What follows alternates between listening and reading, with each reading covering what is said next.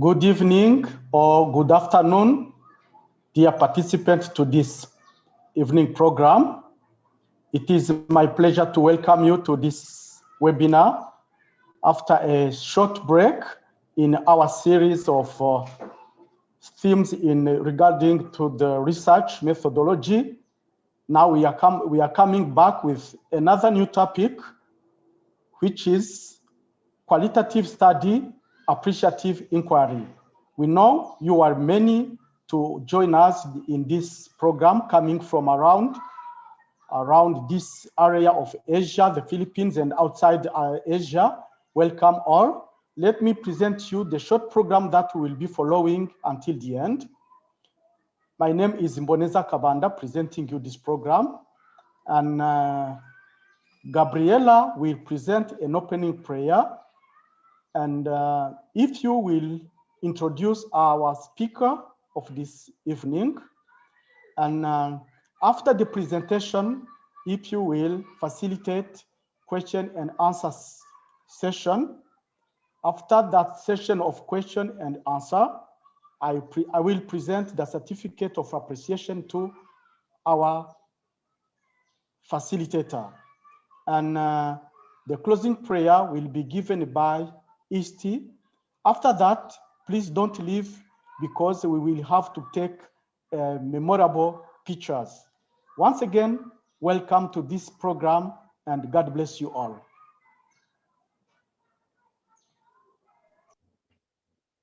Okay, so I would like to invite everyone for a short prayer. Let us pray. Dear God in heaven, we thank you so much for your blessings. Thank you, Lord, for the opportunity to be gathered again, Lord, to learn more about research. And at this time, Lord, we would like to pray that you may bless this event, that it will run according to your will. For the participants and also the speaker, Mr. Ranzolin, that will be present later, we pray that you may bless him with wisdom and knowledge, guide him in the way he's going to speak. May it just glorify your name. And Lord, through this webinar, we can learn something. We can improve our knowledge about research and help us in our study. Lord, bless this event, and may your will be done in our life, Lord. Thank you so much. Gather us, Lord, all those members or friends that is going to join. May you be with them and this event, that they can also be blessed with this webinar. Thank you so much. This is our prayer. Forgive us from all our sins. In Jesus' name, amen. Greetings, everyone. Welcome on behalf of the ETSA. And it is my privilege now to introduce with you the speaker of the hour for this evening. The speaker for the hour is no other than Sir Ranzolin Geraldes Bayeta. He is a member of the SSD cohort, taking a PhD in educational administration. He once served as the academy principal of South Philippines Adventist College, Davao del Sur, Philippines, and he's now currently serving as the research director of the college. Thank you so much for joining us. Also, thank you so much, sir, for accepting to be our speaker in this webinar. The time is yours. And before I pause my part, I would like to announce that we have a Q&A session after the presentation. You may directly send the questions to me. Thank you.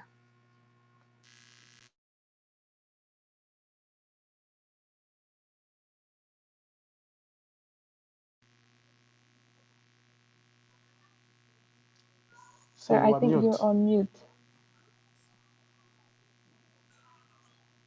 Yes. Okay.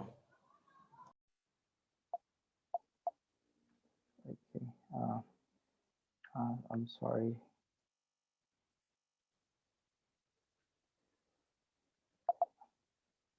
Okay, so once again, good evening. I would like to extend my appreciation to the members and the officers of the EDSA. Um, I would like also to especially um, greet the members of the cohort class, the SSD cohort class, my classmates. They are very supportive and they are all here, almost uh, of them are here this afternoon supporting this endeavor. Thank you so much. Okay. I'm sorry. Okay.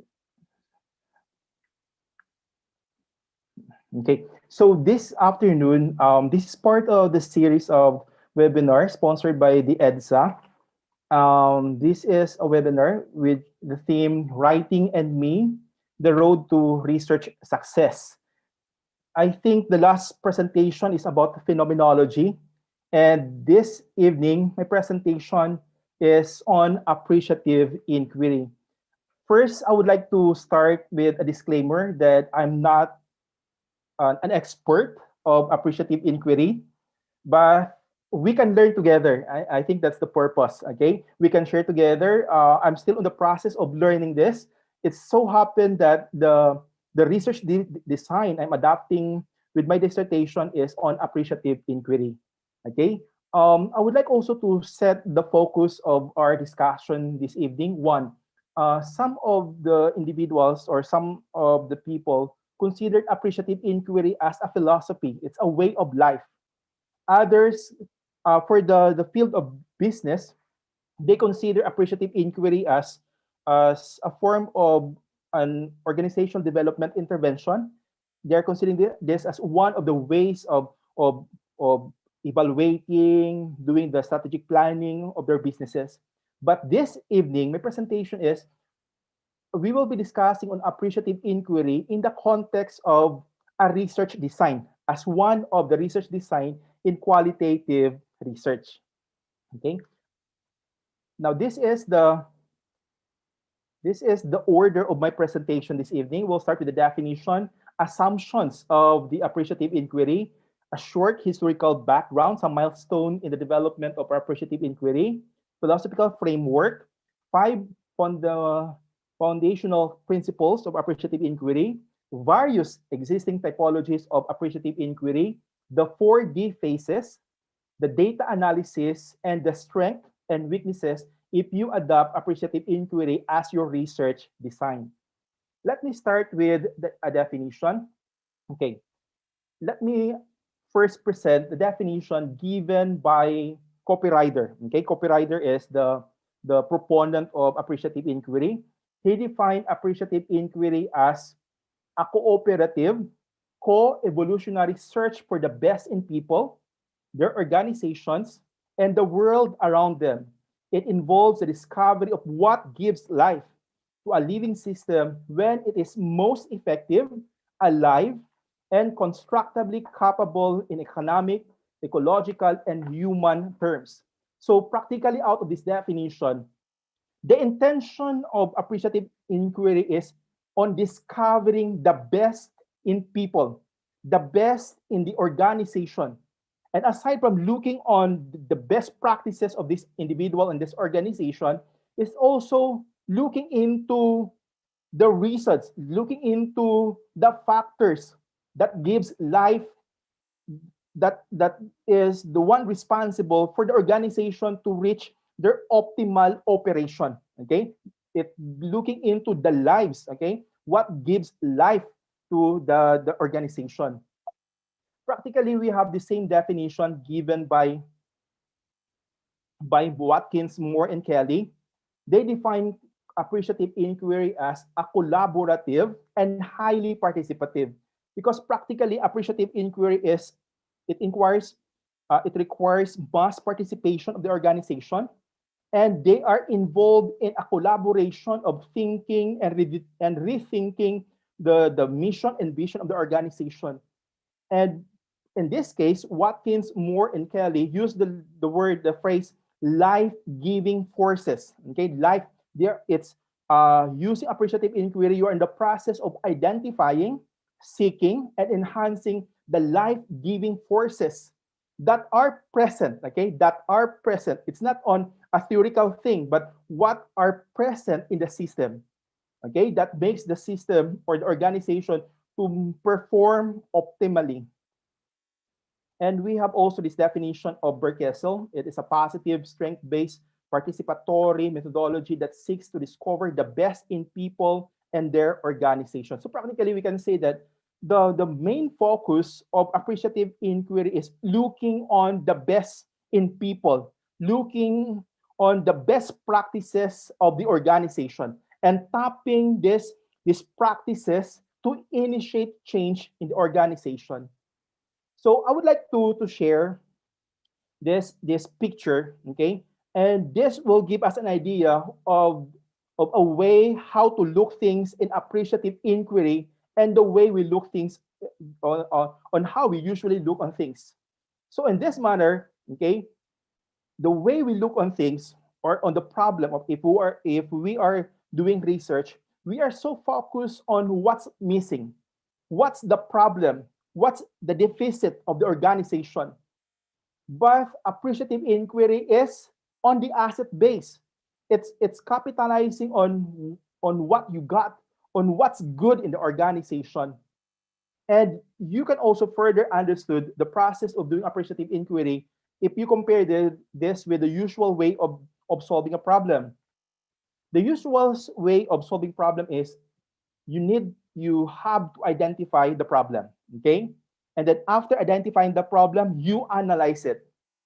After going through the process of analysis, you propose possible solution to the problem. And finally, after proposing a solution, you make an action plan. So practically, when we do research or when we the usual way of solving problem is we are considering the organization as a problem for us to solve. Okay?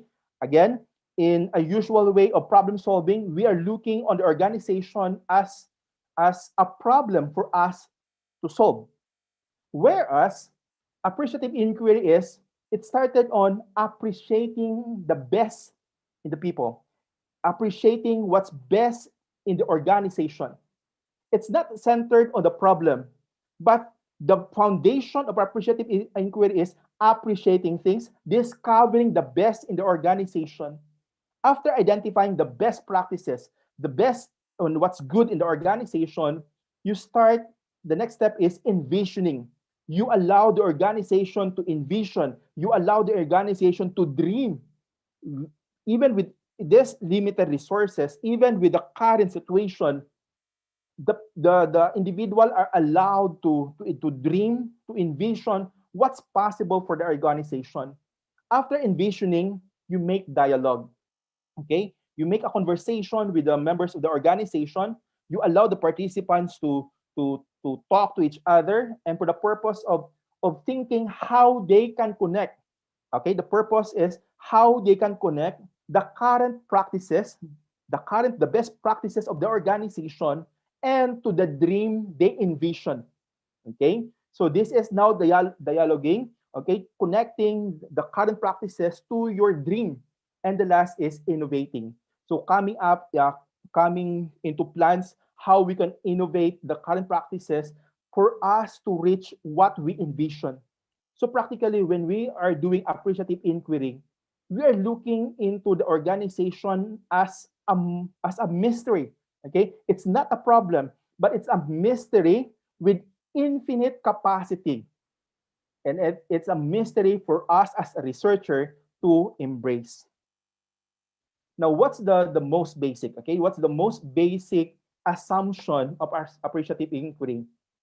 The basic assumption is that every organization or even an individual, okay, has something that work right things. You can still think of good of in a given individual. You can still think of the good things in an organization.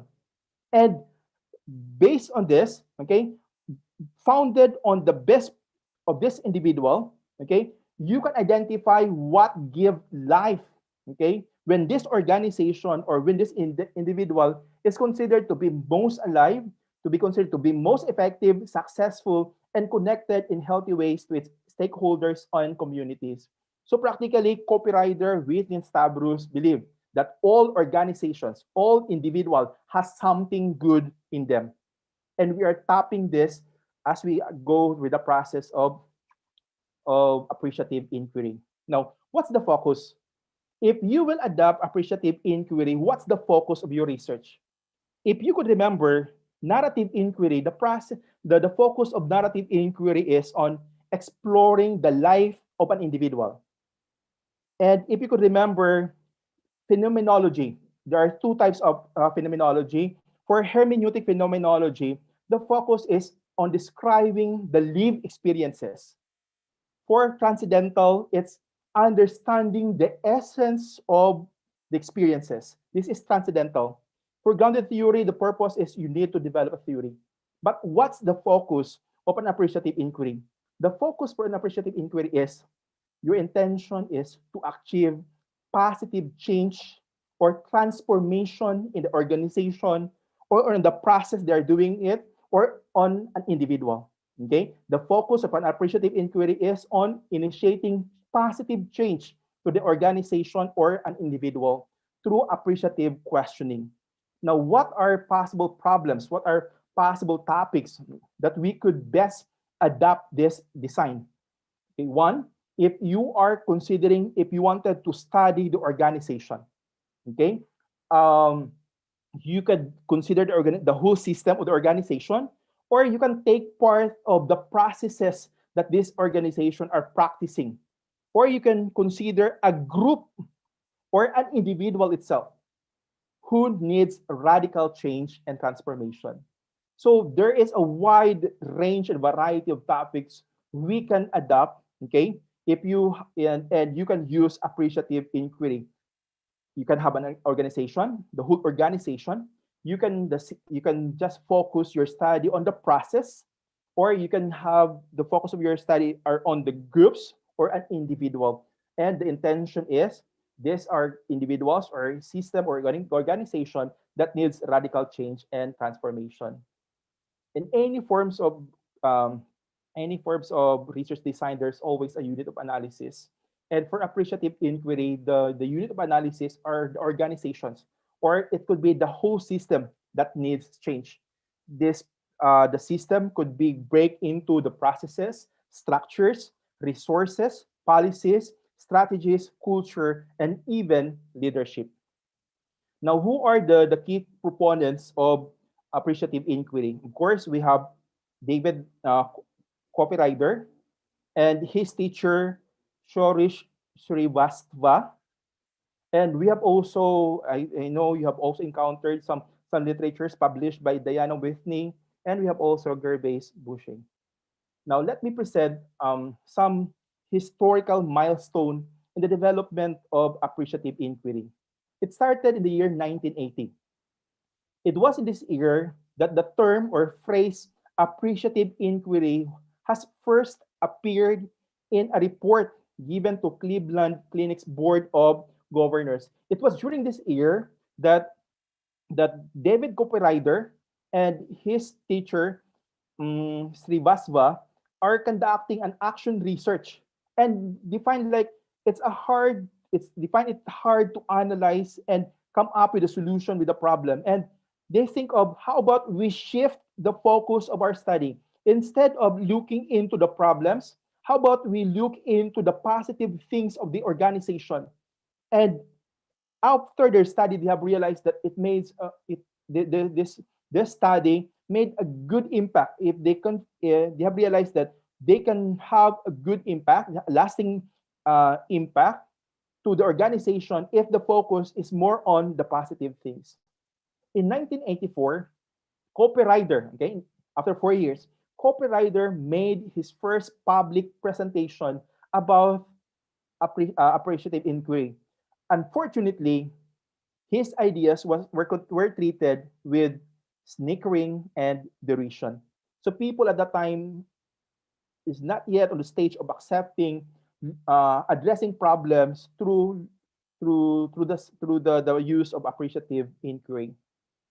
In 1986, Copywriter completed his dissertation, and his dissertation is on appreciative inquiry towards a methodology for understanding and enhancing organizational innovation.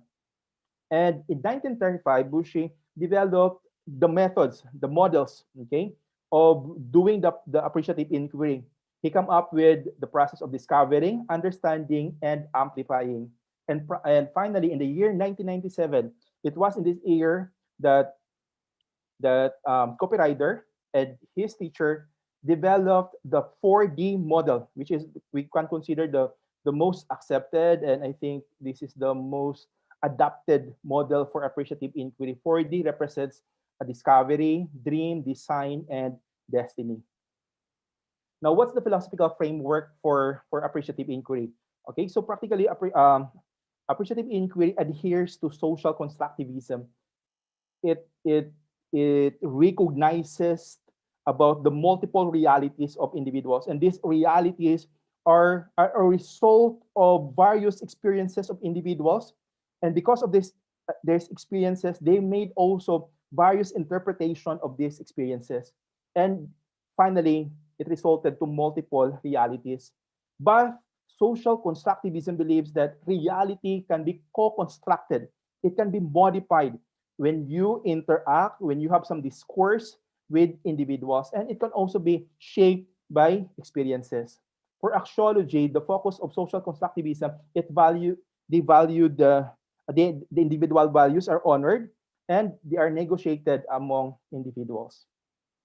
Now, there are some five basic principles of appreciative inquiry, and let me discuss these things because these principles are considered by more as the DNA of appreciative inquiry. They are the building blocks. They are the essential elements of doing an appreciative inquiry. The first is constructionist principle. The constructionist principle still adheres on the philosophical stance of the social constructivism, that reality are multiple and realities are developed through experiences. This principle proposes that the social knowledge, the knowledge that we gain through our experiences, are interwoven with our organizational destiny. So it believes like what we can think of, what we can dream of, it will dictate the reality of or the destiny of the organization. I think you have heard some mantra saying that what the mind conceives, the body achieves. So it's just like what we can think of, what we could dream of. This will become the reality of the organization. That's constructionist principle. The second principle is the principle of simultaneity, and it proposes that the inquiry and the change are not truly separate moments. So practically, their realization is that inquiry is change. If you talk, if you discuss with individuals, you are planting seed of change to the individual. And if you have planted some seed of change, people will be inspired of the images of the future. So the principle of simultaneity believes that as you start questioning, as you start discussing things, you have already initiated the seed of change. Next, the poetic principle. The poetic principle believes that human organizations are an open book. And organizations are made up of organization. They are represented by humans. And humans have past, present, and future experiences. And all these experiences are source of endless learning, are endless source of inspiration and interpretation.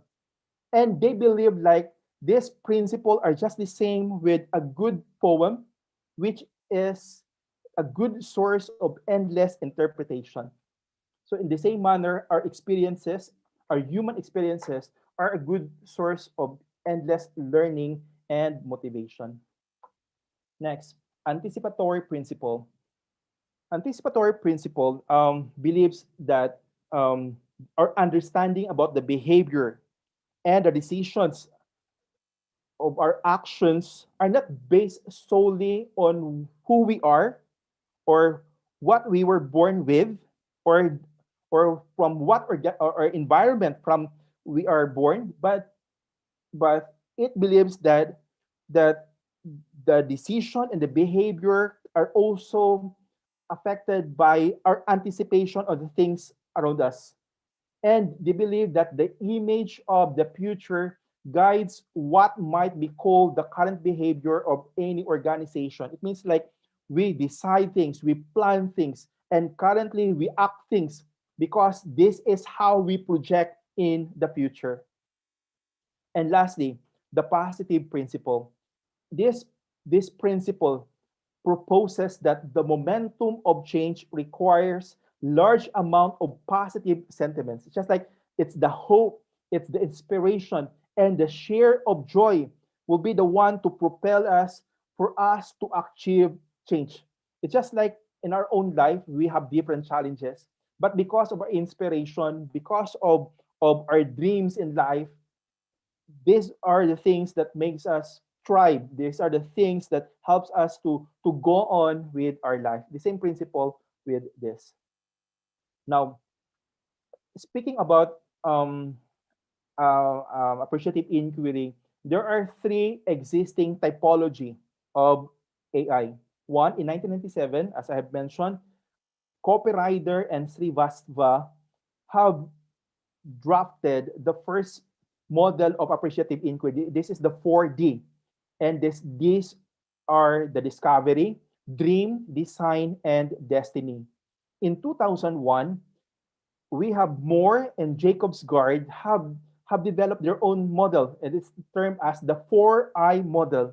This 4I represents initiate, inquire, imagine, and innovate.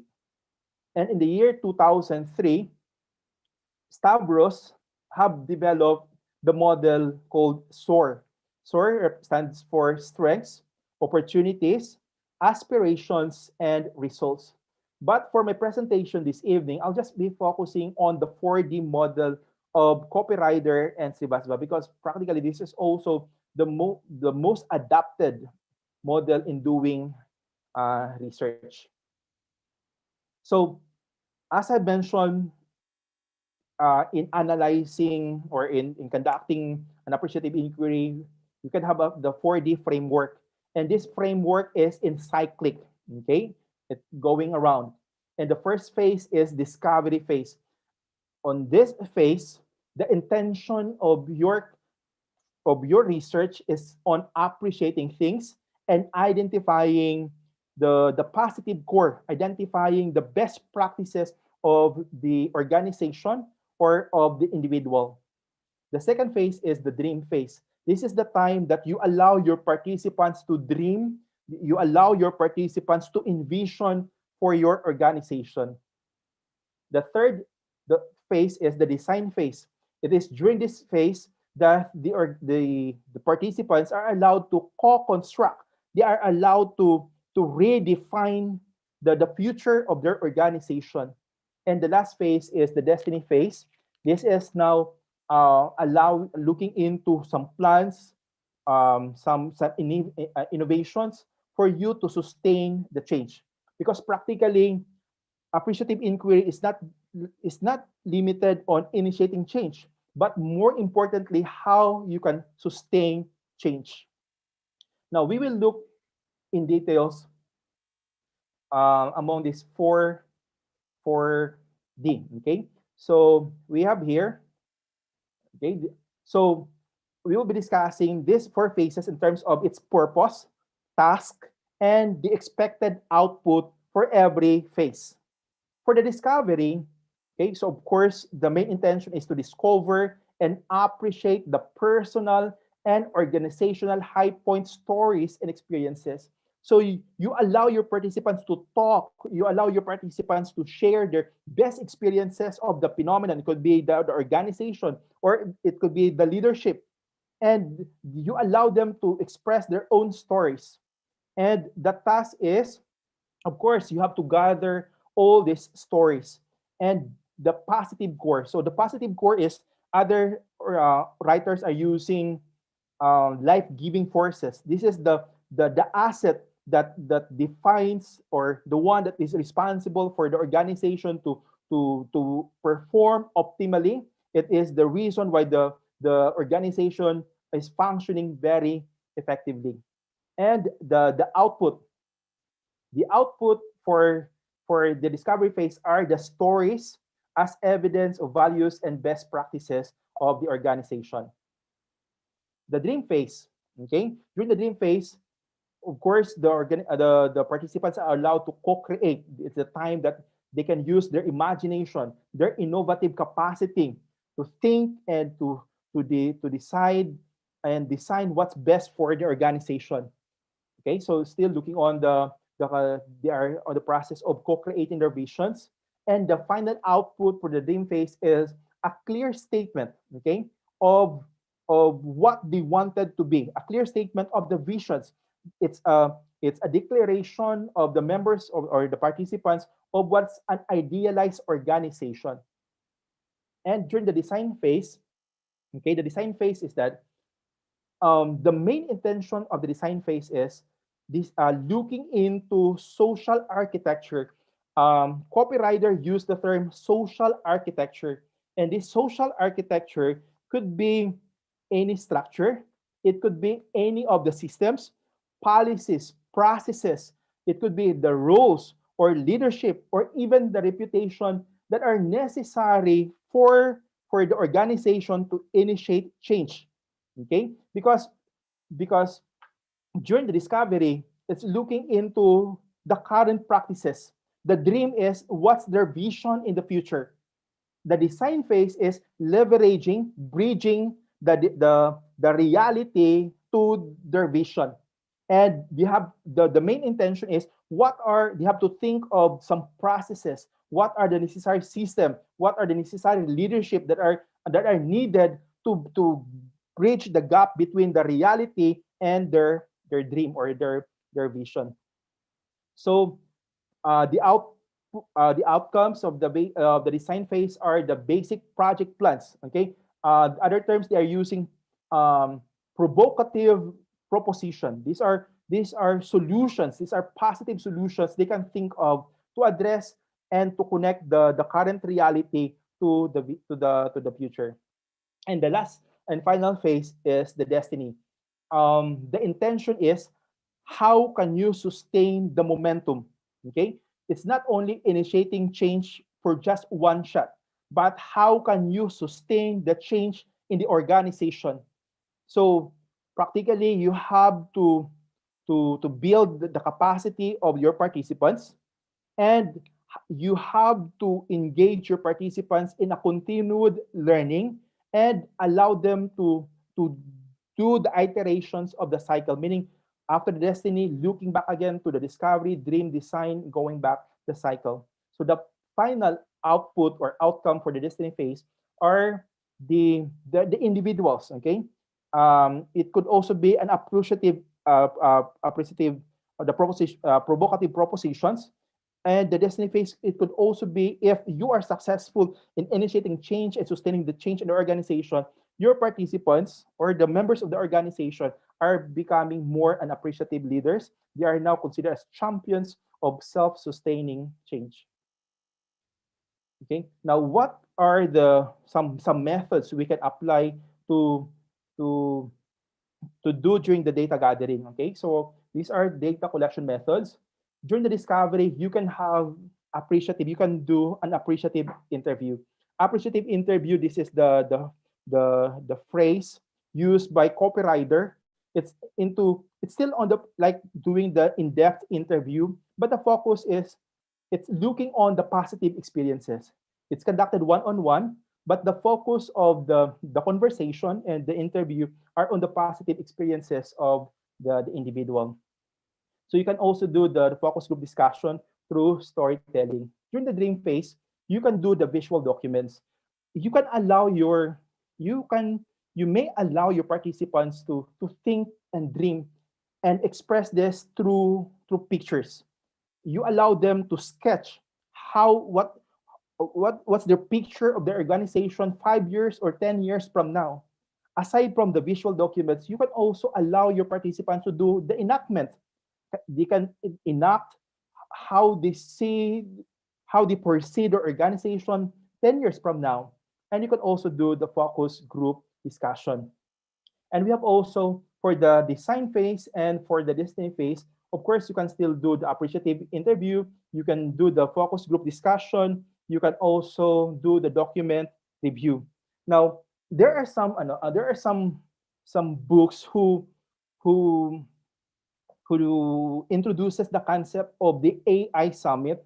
AI Summit is it's it's as defined by copywriter. This is a large group planning, designing, or implementing meeting that brings the whole system of internal or external shareholders together in a concentrated ways to work on a task of strategies creation value. So practically the AI Summit is just like you are engaging, allowing all the participants, all members of the organization to participate in appreciative inquiry. You can do this in 3 or 5 days, and all the members from the members of the board, even to the external members of the organization, are may allowed to participate because, as I've mentioned, appreciative inquiry requires mass participation, and they are thinking like they could the planning would be more holistic if you engage and allow everyone to participate. Now, how do we do the data analysis and appreciative inquiry? Of course, these are the four the Ds: the dream, the discovery, dream, design, and destiny. So practically appreciative inquiry, there is no existing data analysis framework. Um, Unlike the phenomenology, we have Mustakas, we have Van Manen. Okay, for appreciative inquiry, you may adopt some generic way of analyzing data for qualitative research. For example, in my case, I'm currently adopting the data analysis framework of Creswell. Okay, but the process of doing this is just the usual way of doing the coding. From the coding, you group the codes, then you will have categories. Then from categories, you group this again. You can have themes. So for the discovery, you may have more than one theme. Okay, and this theme represents the discovery document. These are the stories of your participants. These are the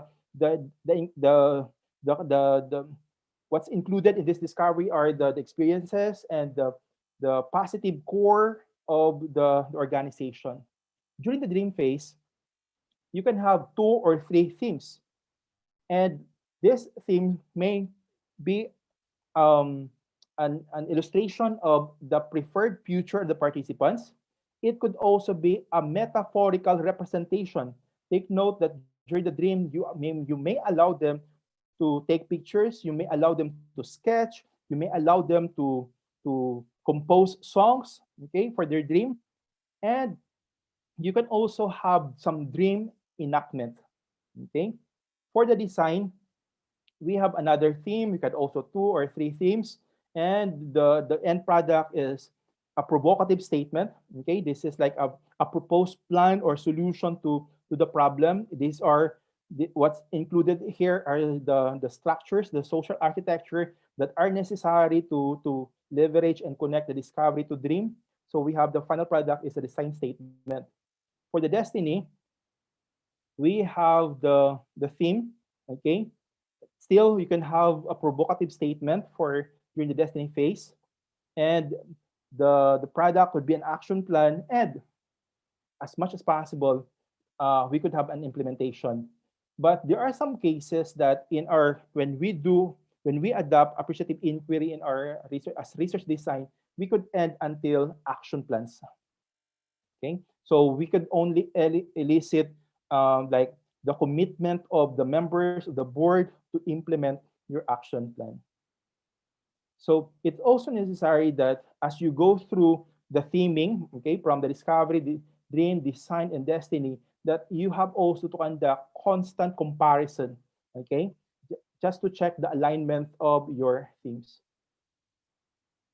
So these are now the strengths. Okay, what are the positive things if you adopt appreciative inquiry? One, it focuses on strength, which they believe provides the organizations with energy for positive change and innovation.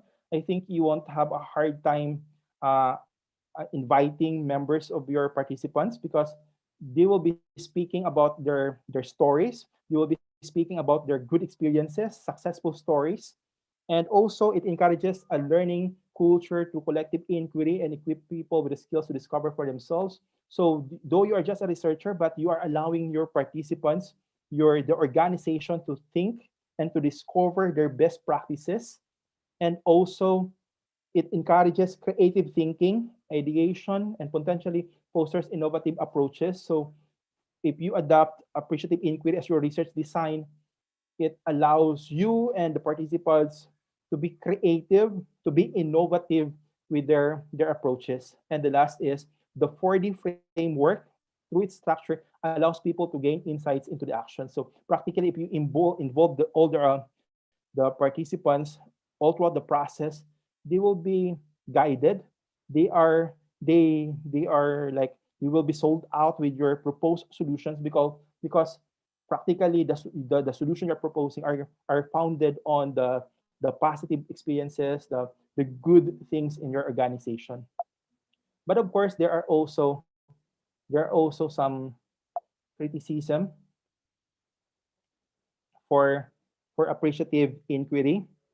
Okay, so one is that AI takes considerable time. So it would take a lot of time for your participants to imagine. But of course, one of the ways to do this is you do the benchmarking. You allow your participants to visit organizations. You allow them to to see movies or allowed to read books for them to broaden their concept, to broaden their imagination on the things you are working on. And then second is it's for large scale organizational change through AI can be resource intensive, especially if the participants are geographically dispersed, as with the case study above. So you can have like it's hard to do like the the AI summit coming if you it's hard to do like conducting AI if there are the members of the organization or the sisters organizations are far from each other. But you can also limit your study within one organization. But of course, it takes a lot of resources. Next, it relies on the extent to which a positive, supportive, and open environment for sharing can be created. So it the success of your study is dependent on how open and how positive are your participants.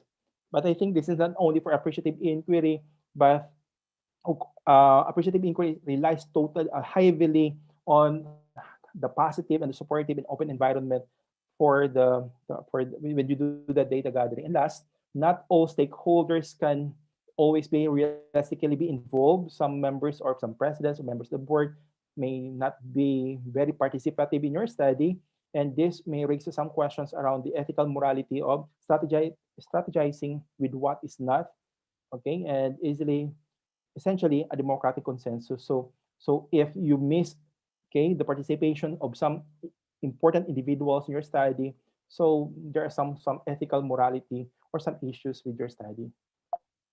So finally, I would like to end this with this um, advice from Paul, written in Philippians 4, verses 8 to 9.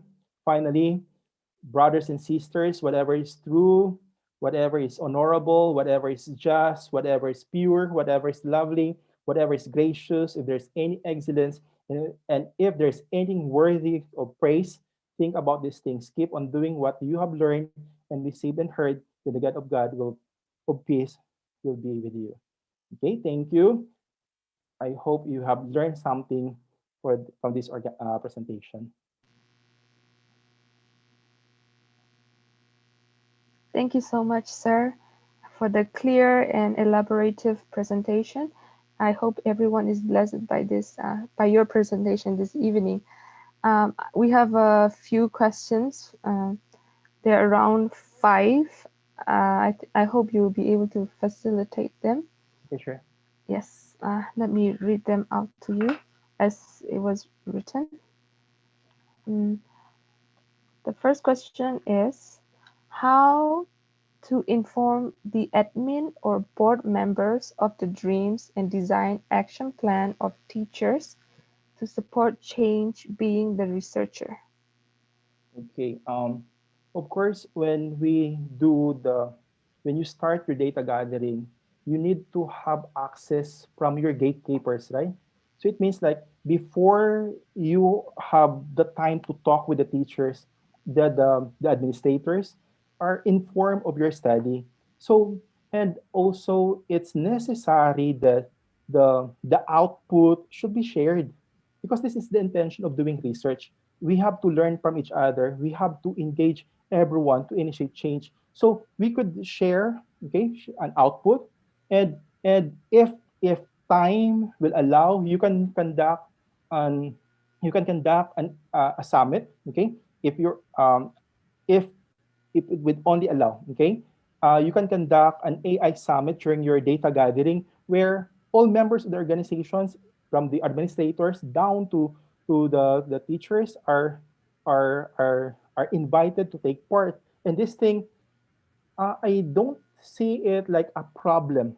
Okay, a problem for you to share your findings with with the administrators, because these are good stories. These are positive things on your organization. So there's nothing to hide. There's nothing to be afraid of in sharing your findings in your study.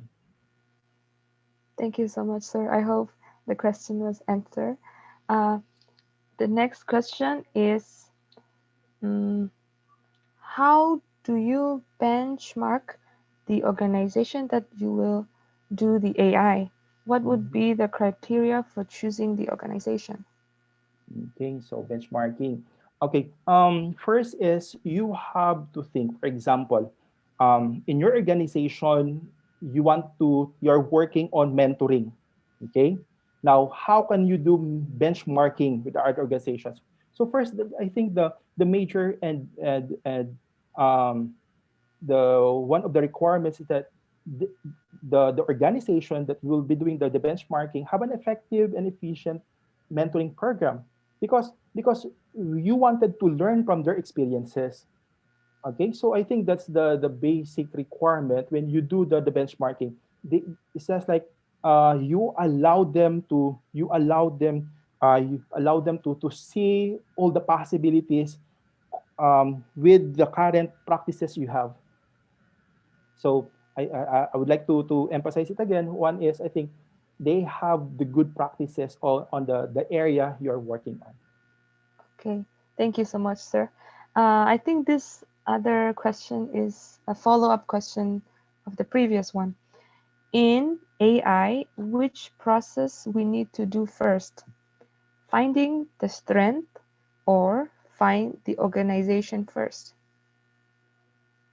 Okay, so um, the question is which we should find Strength first, the first strength or of the organization? what do you mean by the organization? Because as I see it, the strength is based on the strength of the organization.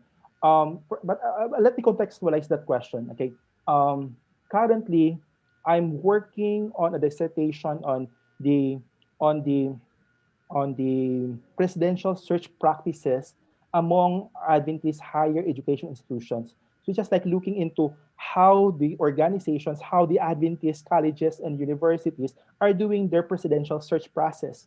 So I think the first, because you have to contextualize in this study, the presidential search is grounded on the institution itself. It's just like you cannot start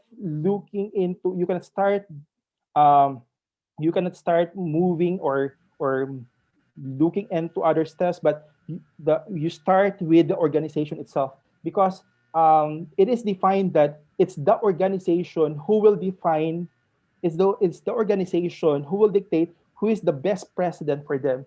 So in the context of this study, it is necessary that you have to define first the organization, and after defining the organization, that looking on the positive practices, positive cultures, okay, and practices of this organization.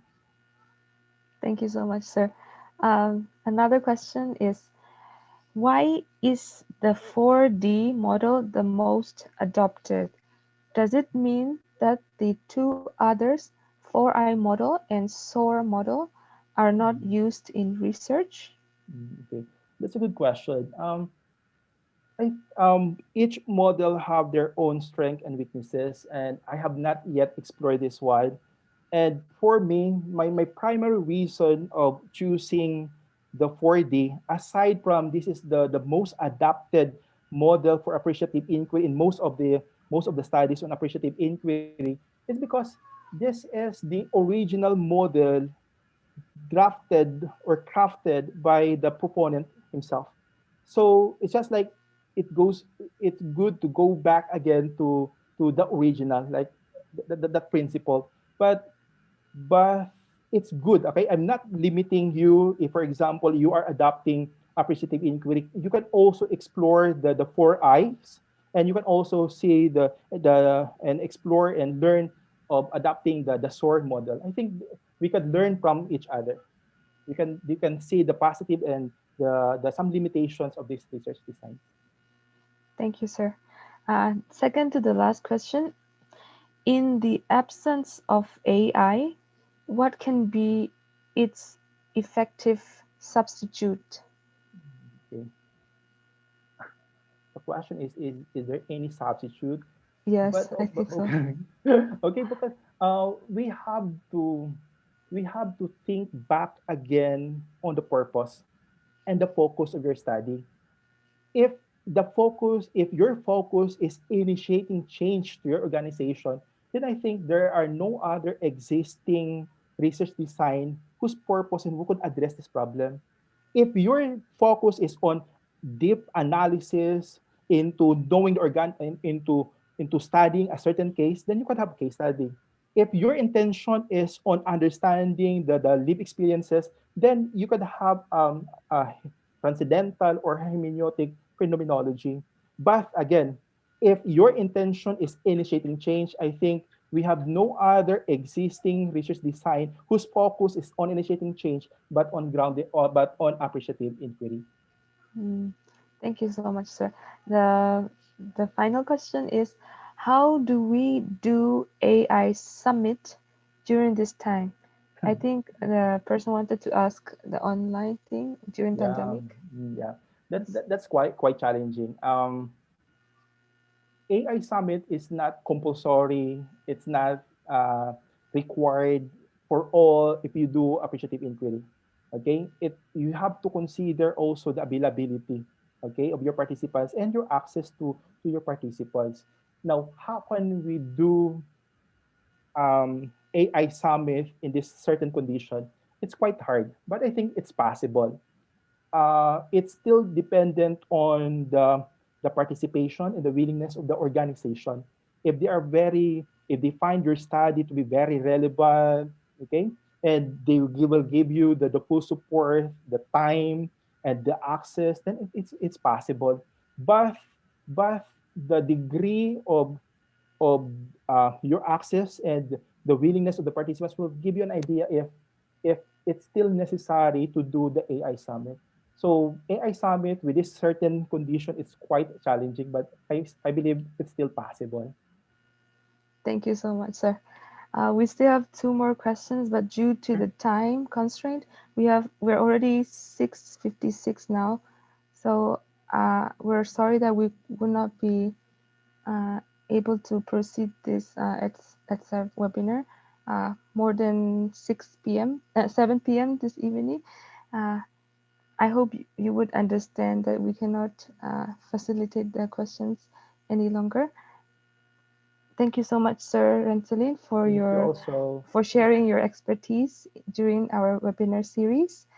And our ETSA president will be presenting a certificate of appreciation at this moment.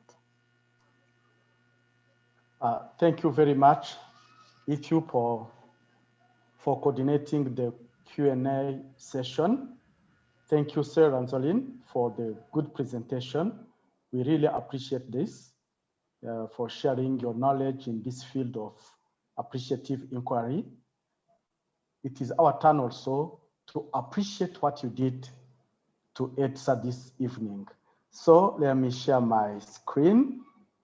I have here. This is the certificate of appreciation presented to Mr. Ranzolin Geraldes Bayeta for sharing his knowledge as a resource speaker during the webinar series with the theme Writing and Me, the Road to Research Success. Topic, Qualitative Study, Appreciative Inquiry on March 18, 2021. This certificate was signed by Dr. Danny Rantung, Dean of Graduate School, Dr. Arceli Rosario, Chairperson of Education Department, and Boneza Kabanda, EDSA President. Thank you very much, sir. We appreciate what you did for us this evening.